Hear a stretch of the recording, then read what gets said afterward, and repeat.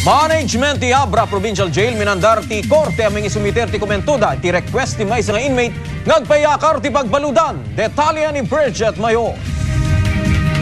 Basari ti order nga inyet nag ti Regional Trial Court Branch 1 iti Bangged Abra na ikan ti limang aldaw pawayway ti warden ti Provincial Jail ken ti Provincial Prosecutor amang isubmitir ti komentoda. Mainaig iti request ti may sa abalo diti Abra Provincial Jail ang maiyakar dayto iti pagbaludan gapo ti may pagaro papan nakaibartolina ken pan nakabugbog na.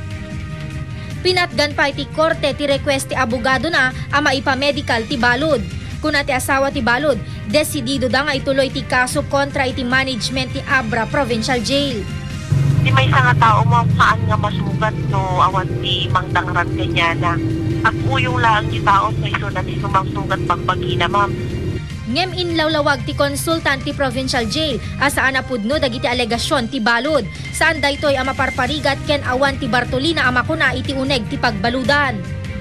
Awan ti Bartolina or kinita ti CSR and in fact the CSR recommended that we repaint tano to be more comfortable DJ single cell. Nakamonitor ni Governor Eustaquio Bersamin ti sitwasyon iti pagbaludan. Isu na mismo tinang ipalubos alimitaran ti pan nakabisita ti balod. Kas paset ti panang disiplina kadagiti naglibas a balod iti December 30 apakairamanan ti agrekreklamo. Mawamati ng kabil. Dayay po pinagbisita when mang control dayay ni Governor. Ang kuy katin dayay. Ta kanta kami riya ka danger kunak dayay. Dayay matamok na ta mamat nga naturtorture eh. Awan ti torture ta. Iyururay ita ti kampo ti balod ti order ti korte apan nakaiyakar na iti pagbaludan.